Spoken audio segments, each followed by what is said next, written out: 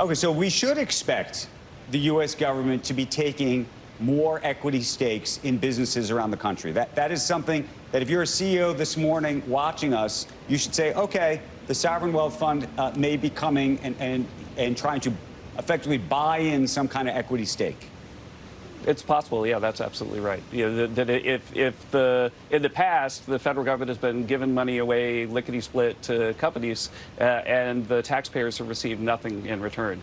And so now what's happening with the Intel deal is the CHIPS Act money is going out as planned, but instead of it just going out and disappearing into the ether, the U.S. taxpayers are getting a little bit of equity. I can really not see how anyone would think that's a bad thing, unless you thought that the government was then going to go in and run the company. But these are going to be shares that don't have voting rights. The government's going to stay out of it. Well, it goes back a little bit to the Ronald Reagan quote that I started with, which is when, for many, many years, you know, you and I used to have conversations about Solyndra and how I think you thought that that was a terrible, terrible mistake for the U.S. government to be getting involved. And we have been exporting the idea of a free market around the world for as long as I can remember. And this is a major shift. Do you not agree?